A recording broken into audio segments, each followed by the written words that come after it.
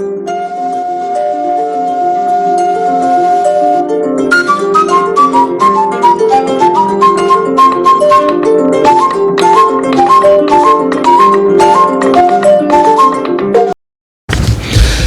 est 13h à Conakry. Merci de votre fidélité. Bienvenue dans ce journal dont voici les titres. Plusieurs questions d'intérêt national expliquées aux journalistes. Le ministre porte-parole du gouvernement était hier face aux médias. Ousmane Gawal Diallo est revenu sur quelques sujets qui ont marqué l'actualité de ces derniers jours. Le chef de l'État continue d'apporter son soutien aux fidèles en ce moment de pénitence. Une forte délégation était en Moyenne-Guinée. Elle a porté le sous-narratif du chef de l'État aux sages et citoyens de ces localités. Bientôt, des usines de transformation du manioc en Haute-Guinée. Plusieurs sites sont répertoriés en vue d'abriter ces unités. Un coup de pouce de la coopérative ouvrière de développement agroalimentaire et artisanal. Voilà pour le sommaire. Bonjour à tous. Le ministre porte-parole du gouvernement face donc à la presse ce vendredi. Plusieurs sujets étaient au cœur des débats avec les hommes de médias. Le gouvernement veut ainsi apporter des précisions sur l'évolution de la transition en Guinée. Abraham Christophe Conté. Ce point de presse est consacré au récent développement sociopolitique en Guinée.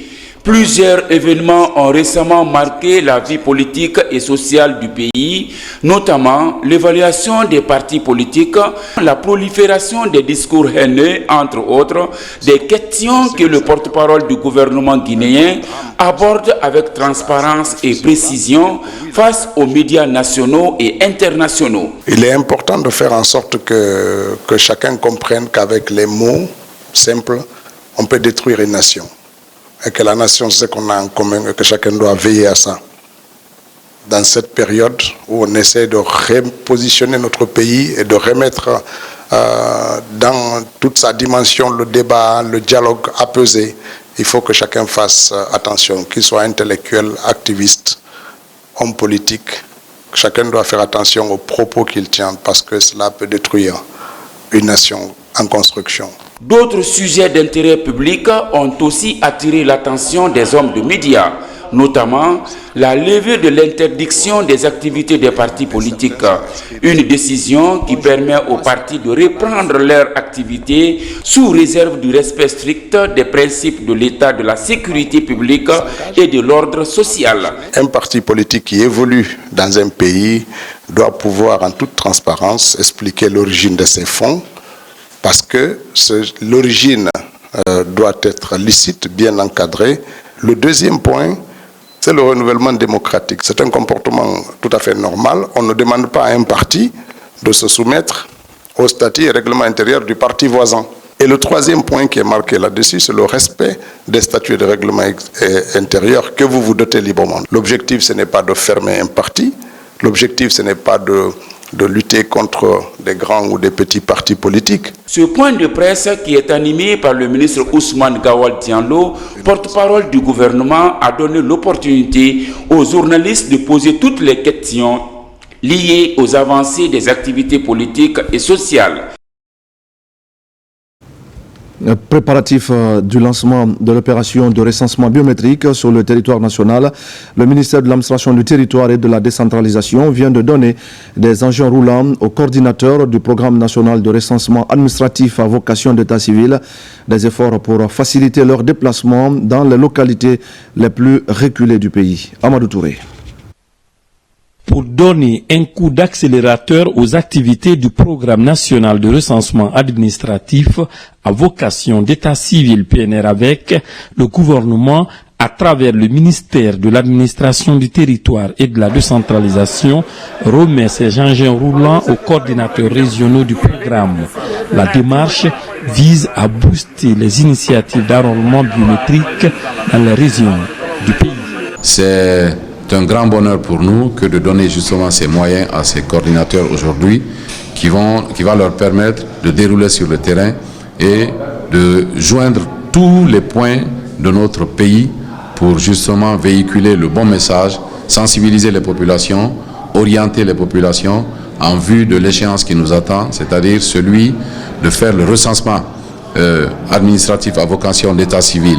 À partir d'aujourd'hui, cette mission qui nous a été assignée, nous allons le faire avec brio et avec la plus grande attention au sein de nos différentes préfectures. Le secrétaire général a exprimé l'engagement du gouvernement à répondre efficacement aux attentes des populations relatives à l'exécution correcte du PNR avec.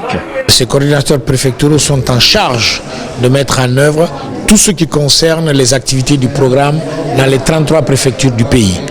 Donc nous avons pu, avec l'appui du ministère et l'engagement du pouvoir en place, donner ces véhicules pour que les coordinateurs puissent être indépendants, autonomes, et nous espérons réellement que ces véhicules serviront à ces différentes personnes morales à l'intérieur du pays. Après les audiences foraines administratives qui ont permis la régularisation de plusieurs citoyens sans acte de naissance, le gouvernement s'apprête à lancer une vaste opération de recensement biométrique sur toute l'étendue du territoire national en vue de permettre la mise en place d'un fichier biométrique fiable en prélude de l'organisation des échéances électorales. Dans l'actualité encore, une délégation chinoise de la province de Shandong séjourna en Guinée. Elle a rencontré les membres de l'association des anciens étudiants et stagiaires guinéens de Chine. Le renforcement des liens à travers des projets innovants était au cœur des échanges. Younoussa Tawel Kamara. Après leur cursus universitaire en Chine, ces jeunes cadres guinéens ont jugé nécessaire de se réunir en association. Elle est dénommée l'Association des anciens étudiants et stagiaires de Guinée et de Chine. Le but est de consolider des relations d'amitié entre eux en vue de contribuer au développement de la nation. En séjour de travail en Guinée, cette délégation chinoise, plus précisément de la province de Shandong, vient rencontrer les membres de l'association. Les échanges portent essentiellement sur le fonctionnement de la structure, mais aussi le renforcement des relations d'amitié entre la Guinée et la Chine. Shandong s'est déplacé cette fois-ci pour venir en Guinée et a mis dans son portefeuille de rencontrer les anciens étudiants ici présents à Conakry. L'objectif recherché, c'est de savoir les étudiants qui sont rentrés de la Chine. Au fait, qu'est-ce qu'ils font exactement en Guinée? Est-ce qu'ils sont en rapport avec les sociétés chinoises? Ravis de cette visite, les membres de l'association ont expliqué à la délégation les temps forts de leur formation en Chine et des bonnes relations qui existaient entre étudiants guinéens et chinois. Nous sommes très émus pour avoir écouté les avis et les conseils de tout le monde, de tous les membres de cette association, et puis tout le monde maîtrise bien la langue chinoise et vous avez établi un pont entre la Chine et la Guinée. On va faire notre mieux pour poursuivre ces échanges et promouvoir notre coopération dans le futur. L'Association des anciens étudiants et stagiaires de Guinée et de Chine regroupe plus de 200 membres qui font actuellement la fierté de la Guinée dans les établissements publics et privés du pays. En assainissement du fichier de la fonction publique, l'opération se poursuit avec rigueur sur l'ensemble du territoire national. Le ministre de la fonction publique veut s'assurer que tous les agents de l'État sont effectivement en place. Il a commencé sa mission de contrôle à Mamou où il s'est intéressé particulièrement au secteur de la santé et de l'éducation. Le constat avec Mamadi Ternakamisoko. Depuis quelques jours, le ministère du Travail et de la Fonction publique a lancé une vaste opération de contrôle des agents à leur poste dans les secteurs sensibles de l'éducation et de la santé sur l'ensemble du territoire national. Pour s'assurer de la mise en œuvre correcte de cet ambitieux programme, le ministre Faya François Bourounou conduit une mission à Mamou. Dans la ville Carrefour, la liste de tous les fonctionnaires déployés est passée au peigne fin devant les responsables sanitaires et éducatifs. Aucune école ne sera laissée cette fois-ci, donc école par école, centre de santé par centre de santé, dispensaire par dispensaire, pour contrôler les enseignants qui travaillent dans ces écoles et leur niveau de régularité, les agents de santé aussi affectés qui sont à leur poste, qui travaillent régulièrement à ces postes. Parce que c'est vrai, on a fait la biométrie, mais pendant la biométrie, il y a encore quelques malins qui ont pu vraiment se faufiler dans les mailles du filet. Et cette fois-ci, le contrôle physique dans les lieux de travail va permettre de connaître qui travaille, qui ne travaille pas. Cette opération de ratissage viendra consolider les résultats de la biométrie et relever des insuffisances de personnel s'il y en a. C'est une action qui a un grand intérêt pour nous les enseignants. Parce que comme l'a si bien dit Monsieur le ministre, il y a des gens, depuis qu'ils ont été engagés à la fonction publique, l'État les paye, mais ils ne sont jamais en poste au fait. Bon, ça s'est très bien passé. Tous les dossiers qu'on m'a demandé, j'ai tout fourni et je n'ai eu aucun problème. J'ai été très bien recensé. L'autre pan de cette tournée du ministre du Travail et de la fonction publique est la situation des retraités. Plusieurs d'entre eux continuent encore à occuper leur poste en violation flagrante de la loi. Et je sais que c'est la réalité dans d'autres régions également. Il y a des personnes mises à la retraite qui continuent à travailler. Ce n'est pas normal, c'est une grave anomalie administrative qu'il faudra corriger le plus rapidement possible. Cette première phase de contrôle de présence ne concerne que les agents de la santé et de l'éducation. L'inspection générale de l'administration publique, IGAP, est invitée à élargir prochainement la campagne à tous les autres services publics du pays. Hors de la Guinée maintenant, au Bénin, l'ambassadeur de la Guinée affiche sa détermination à soutenir la communauté guinéenne. Siaka Sissoko l'a réitéré lors de la remise de ses lettres de créance au président Patrice Talon. En rencontrant les Guinéens vivant à Cotonou, il leur a aussi demandé de respecter les lois du pays d'accueil. Mamadou Saliouba. Entre la Guinée et le Bénin, les relations sont au beau fixe depuis les premières heures de l'indépendance de deux pays. Les premiers échanges ont permis d'établir rapidement une coopération dans le domaine de la formation et de l'éducation. Des points que l'ambassadeur Siaka Sissoko a évoqués avec le président béninois dont il fait le compte-rendu à la communauté guinéenne de Cotonou. Au cours de sa rencontre avec le président Patrice Talon, le diplomate guinéen a plaidé la cause de certains ressortissants détenus au Bénin. Un geste très apprécié par la communauté. Ces ressortissants se disent satisfaits de se sentir protégés par l'État guinéen malgré la distance. C'est pourquoi ils promettent de renforcer les liens de solidarité et de fraternité qui les unissent. Dans le compte-rendu de sa rencontre avec le chef de l'État du Bénin, l'ambassadeur Siaka Sissoko est largement revenu sur les liens historiques de coopération entre Conakry et Cotonou, deux pays qui ont expérimenté très tôt les avantages d'une coopération sud-sud. Terre de panafricanisme par excellence, la Guinée avait même des effigies des résistants africains sur sa monnaie. Celle du roi Béhanzin ornait les billets de 25 cili. Un hommage à ce grand résistant du Dahomey, actuel Bénin, et une vision pour un futur rayonnant entre Conakry et Cotonou. Dans l'actualité encore, mois de mars, mois de pénitence, et comme chaque année, le chef de l'État apporte sa solidarité aux fidèles musulmans et chrétiens. Général Mamadi Doumbouya a offert des vivres à plus de 8000 femmes du Grand Conakry et de l'intérieur du pays.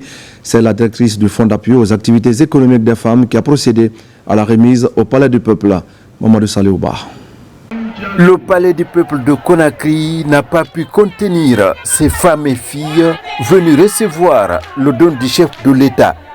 Très sensible aux conditions de la Guinéenne, le général Mamadi Doumbouya a choisi cette période de pénitence pour offrir des vivres à plus de 8000 femmes et filles. La directrice générale du Fonds d'appui aux activités économiques des femmes et filles et son collègue de l'ANIES pilotent la remise. Sachant que de nombreuses femmes font face à des défis considérables, notamment en matière d'accès aux ressources essentielles, le président de la République a mis un accent particulier sur certaines structures, dont le FAEF, qu'il a créé le 21 juillet 2022 pour autonomiser la Guinéenne et la sortie de la précarité et la pauvreté. Le FAEF, en partenariat avec l'ANIES, ont la joie de vous transmettre ces dons en vivres, offerts par notre général d'armée, Mamadi Doumbouya, notre bien-aimé Mamadi Doumbouya. Vous, dont le courage, dans l'endossement du poids des responsabilités familiales et communautaires n'est plus à démontrer. Le général d'armée Mamadi Doumbouya, qui, dès les premières heures de sa gouvernance, a exprimé son désir d'accompagner les femmes de Guinée, qui sont les piliers de notre société. Ce geste de solidarité et de générosité fait par son Excellence, Monsieur le Président de la République, le général d'armée Mamadi Doumbouya, à nos mères, sœurs, filles, épouses, témoigne de l'engagement indéfectible qui est le sien pour la cause de la femme guinéenne. Venues de Conakry et de l'intérieur du pays, ces femmes très touchées par le geste du chef de l'État reçoivent les bons de vivre. Un acte de générosité qui donne du sourire aux bénéficiaires à cette période de Ramadan et de Carême. Nous, femmes de Massanta, nous sommes comblées d'un réconfort moral du fait que dans l'histoire de notre pays, c'est la première fois qu'on nous fait appel pour nous faire des dons, surtout en ce mois saint de Ramadan et du Carême, que Dieu a fait une coïncidence. C'est pour cela, ce cadeau fait en ce mois de Carême, chacun prie, nous femmes de Massanta, et je sais que partout ailleurs, prions que ce qu'il a commencé, c'est-à-dire le général Mamadi Doumbouya, qui l'achève en apothéose pour le bien-être. On est très contente de notre président, le général Mamadi Doumbouya, du fait qu'on a quitté l'abbé pour représenter l'abbé, est très fier d'être là et on est très contente. Pour joindre l'acte à la parole, ces femmes bénéficiaires sont reçues à Ratoma pour retirer les darés. Sous la coordination du Fonds d'appui aux activités économiques des femmes et l'ANIES, les vivres sont remis aux ayants droit dans l'ordre et la discipline. En ce mois dédié à la femme, le général Mamadi Doumbouya prouve davantage son engagement en faveur de la couche féminine.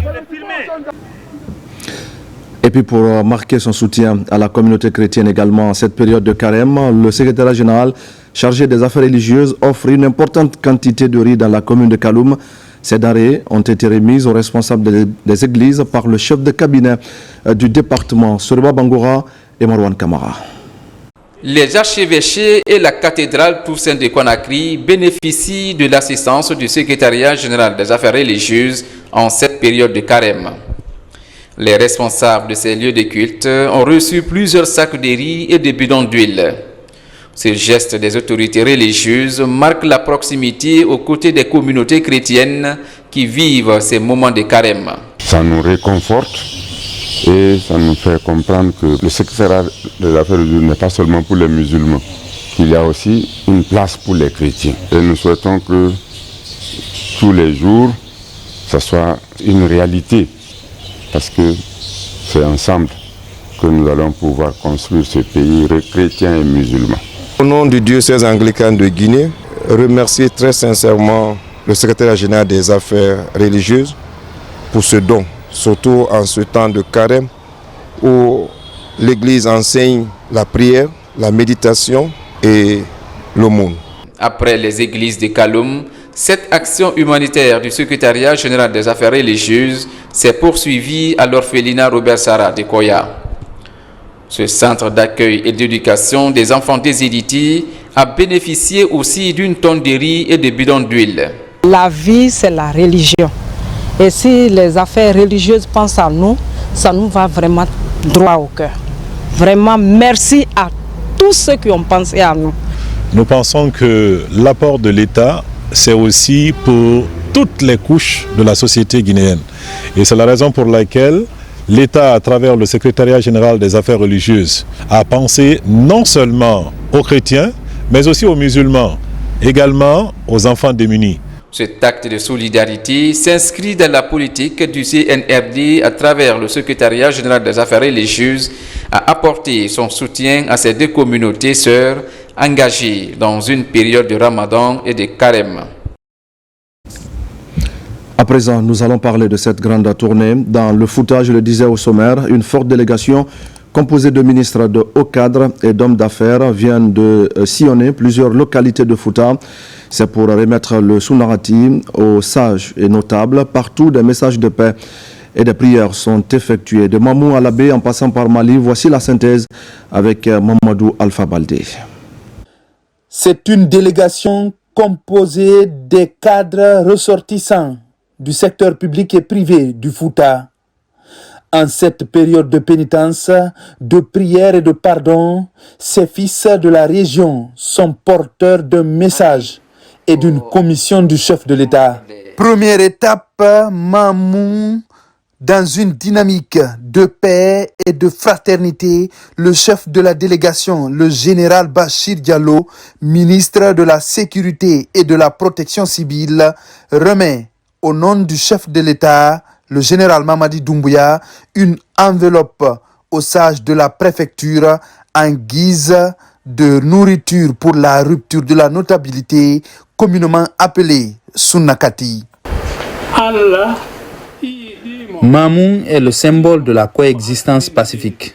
Ici, il n'y a pas d'ethnie, il n'y a que des Guinéens. Nous vivons en harmonie. Nous remercions le chef de l'État d'avoir pensé aux sages la notabilité de Mamou. Qu'il sache que nous sommes derrière lui. Nous continuons à prier. Nous prions déjà, nous le faisons régulièrement. Nous prions pour que Dieu guide ses pas, pour qu'il puisse réussir pour le bien de toute la Guinée et de tous les Guinéens. De la ville Carrefour, direction d'Alaba et Pita. Après les salutations d'usage et la remise des enveloppes, des prières sont faites pour la paix et le développement, mais aussi pour le président de la République. Vous êtes nos fils. Si vous nous dites de prendre une direction, c'est ce que nous allons faire. Et nous sommes sûrs que l'enfant ne conduit jamais son parent dans la mauvaise direction. Nous sommes derrière vous dans tout ce que vous entreprendrez. Nos prières vous accompagnent.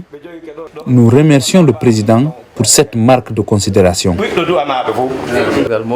Nous sommes satisfaits du travail qui est en train d'être fait. Dites au président que Pita est derrière lui. Nous le soutenons dans tout ce qu'il entreprend pour la Guinée. Qu'il soit sûr, Pita soutient déjà sa candidature. De Pita, les émissaires du chef de l'État mettent le cap sur le Fouta profond. Sur la route de Koubia, la délégation se rend chez l'érudit de Djonfo pour le même rituel avant de se rendre dans la préfecture de Koubia, où le Saint-Coran et la Sourate Yassine sont lus plusieurs fois. Merci d'être venus, vous tous, jusqu'ici, au nom du président de la République. En tout ce qui concerne la paix, l'unité et l'entente entre les Guinéens, nous sommes d'accord et nous prions pour que le président puisse réussir sa mission. Nous disons merci au président. Il approche tout le monde et travaille avec tous les Guinéens. Nous sommes prêts à accompagner pour le bien-être des populations guinéennes tout azimut. Et plus un mouvement, c'est une dynamique qui accompagne le général Mamadi Doumbouya. À plus de 100 km de la préfecture de l'Abbé, la préfecture de Mali, comme dans les autres localités, une enveloppe est remise aux sages pour leur cola de rupture. Nous faisons la différence entre la vérité et le mensonge. Nous voyons tous les projets en cours dans le pays. Ici, à Mali, ce que le président fait pour nous, c'est du jamais vu depuis l'indépendance. Ici, nous sommes derrière lui, c'est lui notre candidat. Nous lui disons merci pour tout. Il est dans nos cœurs et nous prions pour lui et pour toute la Guinée. Dernière étape de ce périple foutanien, la cité de Karamoko Alpha Moulabé. Après la visite chez l'imam de la grande mosquée de l'Abbé, la délégation est reçue à la case de Tcherno Aliou Boubandian où se tient la 98e ziara de l'érudit, mort il y a plus d'une centaine d'années. Là aussi, avant la grande prière du vendredi, des prières pour la paix et l'unité, pour que Dieu guide le président dans ses œuvres pour le développement de la Guinée sont faites. Nous apprécions à sa juste valeur le geste du chef de l'État en cette période particulière. Ici à l'Abbé, nous prions pour tous les Guinéens, nous prions pour le chef de l'État. Quand tu pries pour le chef de l'État, tu le fais pour toi-même, nous le faisons et nous continuerons à le faire. Un porteur d'un message du chef de l'État, un message de salutation amicale, de respect et de considération envers nos vénérés sages et érudits du Fouta. Nous étions également porteurs d'une enveloppe pour sa contribution pour le mois de Carême. Au cours de cette mission, le moment était opportun pour rappeler partout où nous sommes passés l'engagement total et inconditionnel du chef de l'État pour la promotion du bien-être des populations, du développement, mais surtout de la paix et de la quiétude. Et partout où nous sommes passés, le message le retour à ce message était unanime.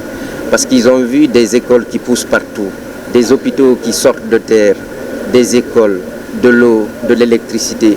Il y a des préfectures qui n'avaient jamais eu d'eau, d'électricité ou de projets de bitumage de leur ville. A rappeler que des délégations se sont rendues dans plus d'une dizaine de préfectures du Fouta. Partout, elles ont transmis le message de paix et d'unité du général Mamadi Doumbouya. Au même moment, le président du Conseil national de transition continue de communier avec les fidèles musulmans autour d'un repas. Dr Dansa Kourouma partage avec les citoyens des communes de Lambagni, Matoto et Bessia les valeurs de solidarité prescrites par l'islam. Plusieurs acteurs locaux et représentants de jeunes et de femmes étaient présents. Abdoulaye Diallo. Fidèle à son engagement, Dr Dansa Kourouma multiplie sans relâche ses pas auprès des populations guinéennes, surtout en ce mois béni. Il s'agit pour lui de partager le repas collectif avec les citoyens de toutes les communes de Conakry. À Lambagni, tout comme à Matoto et à Gbessia, le président du CNT à la tête d'une délégation de son institution vient rompre le jeûne avec les populations de ces différentes communes de la capitale. Pour ne pas qu'on sente les différences entre riches et pauvres, pour ne pas qu'on sente les différences entre chefs et population. C'est pourquoi nous avons initié au nom du chef de l'État, le président de la République, cette action humanitaire, cette action de fraternité pour renforcer les liens entre les Guinéens à l'occasion de ce mois de pénitence. L'objectif de cette action du président du CNT vise non seulement le raffermissement des valeurs religieuses et sociales, mais également la promotion de la solidarité, l'esprit de tolérance, le vivre ensemble, le partage et l'amour entre les fils et filles de la Guinée. Ça, c'est dans l'esprit de dire aux Guinéens qu'on forme une et indivisible, que c'est le même peuple, c'est la même nation. Si nous avons bénéficié, n'est-ce pas, de sa visite ce soir pour faire le déjeuner ensemble, on ne peut pas dire mieux. Sa présence donc parmi nous représente pour moi un motif de satisfaction, un motif de réconfort et d'espoir. Nous étions vivement impressionnés par l'initiative qu'il a prise d'être plus près de la population guinéenne. Des citoyens heureux témoignent de leur reconnaissance à l'endroit du président du Conseil national de la transition et de son institution. L'appel que je peux lancer à l'issue de cette rupture-là, c'est de dire aux Guinéens de vivre dans la communion, et dans la paix, dans la tranquillité. Partout, en plus du repas collectif et de la lecture du Saint-Coran, le président de l'organe législatif a offert des exemplaires du livre saint aux imams de ces différentes communes de Conakry. Dans le reste de l'actualité maintenant, nous allons parler de la pose de la première pierre de la centrale de production d'oxygène médical de l'hôpital régional de Farana. C'est une bonne nouvelle puisque l'édifice, une fois achevé, va renforcer les capacités de l'hôpital à répondre efficacement aux urgences sanitaires. Ibrahima Oulem Fofana et Silati Kourouma. À l'hôpital régional de Farana, un vent de renouveau pointe à l'horizon pour le bien-être des habitants du Sankara. Il s'agit de cette pose de la première pierre de la centrale de production d'oxygène médical, une initiative du ministère de la Santé qui va renforcer la prise en charge des patients des services de réanimation, de la pédiatrie, de la médecine interne et de la maternité. Beaucoup de nos compatriotes ont perdu la vie par manque d'oxygène dans les structures sanitaires. Si nous avons cette opportunité aujourd'hui, que cela soit produit au sein de la structure hospitalière principale de la région, c'est rassurer les citoyens, assurer la sécurité sanitaire des citoyens. Lorsque nous allons avoir notre centrale d'oxygène, de production d'oxygène médical, ça va améliorer de façon très considérable la prise en charge de nos patients, surtout au niveau de la maternité, de la pédiatrie, de la réanimation et même de la médecine interne. C'est une centrale de production d'oxygène médical qui va désormais améliorer le système de santé de toute la région de Farana. Quand on perd la santé, on a perdu. Et mieux, en tant que collectivité, nous avons beaucoup d'estime sur les résultats que tout autre indicateur. C'est un projet d'installation de 4 générateurs d'oxygène médical. Et nos édifices sont de 2 qualités. Nous avions un grand bâtiment qui est dû à l'oxygène et aussi accompagné par un abri groupe et aussi carburant. C'est une infrastructure moderne qui va bientôt sortir de terre pour sauver des vies. Une vision du président de la République, le général Mamadi Doumbouya, pour la santé et le bien-être des Guinéens.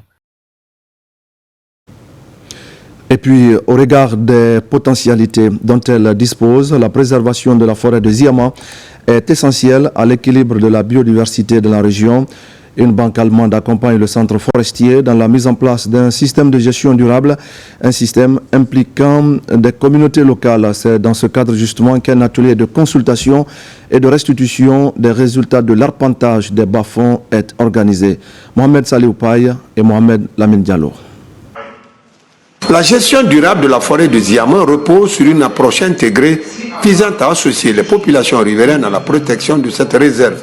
C'est dans cette optique que des bas-fonds ont été identifiés et arpentés avant d'être attribués aux villages environnants selon des critères bien définis. Destinés aux personnes vulnérables, ces bas-fonds offrent ainsi des opportunités de développement aux bénéficiaires tout en garantissant la préservation des ressources naturelles. C'est pour une consultation avec ces communautés, les partenaires, les services techniques, les autorités locales, pour trouver des alternatives dans le but de freiner les fléaux à l'attaque de la réserve des Ziama liée à l'exploitation des bas-fonds à l'intérieur.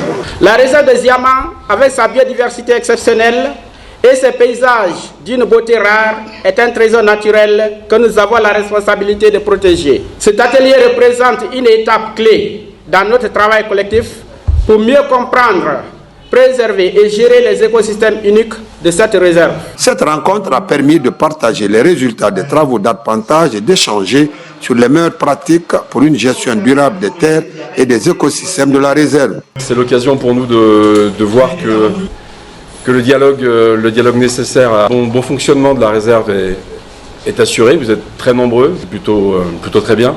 Ça montre qu'il y a une vraie implication des populations dans la gestion de la réserve. Il vous appartient de le gérer au mieux. Vous félicitez, au nom de Monsieur le Préfet, pour la constance dans l'organisation des activités autour de cette réserve. Conjuguant préservation de l'environnement et développement durable, le centre forestier et ses partenaires réaffirment leur engagement en faveur d'une gestion durable de la réserve de Ziama. Je le dis également au sommaire de ce journal, vers le lancement des travaux de construction des usines de transformation du manioc dans la savane guinéenne. Plusieurs sites sont répertoriés pour abriter ces plateformes. La société coopérative ouvrière de développement agroalimentaire et artisanal porte ce projet. Diamokaba. À Kankan, la commune rurale de Sabadou-Baranama est choisie pour abriter la plateforme de transformation du manioc et autres spéculations de la savane. Parmi les besoins qui s'imposent avant la construction, la validation du site par les acteurs à tous les niveaux. La bonne nouvelle donne de l'espoir aux paysans pour promouvoir la consommation locale. Ce projet est un projet très bancable dans notre pays. La société Skoda, je dirais que c'est une société à accompagner. Une société à aider vraiment dans l'émergence. L'implantation de ces unités industrielles va générer des milliers d'emplois directs et indirects, impliquant évidemment les jeunes, les femmes et les seniors. La Skoda met en place un modèle de préfinancement agricole où nous avançons aux producteurs les semences, les intrants et le matériel. À Kouroussa, la même visite guidée est organisée sur le site de Kobani pour activer la course contre la montre. Sur le terrain, le département de l'agriculture et du commerce pour encourager la société coopérative ouvrière de développement agroalimentaire et artisanal. Des ambitions communes soutenues pour atteindre l'autosuffisance alimentaire afin de redynamiser la productivité agricole. L'installation de cette unité industrielle dans notre localité constitue un véritable moteur de prospérité pour notre communauté.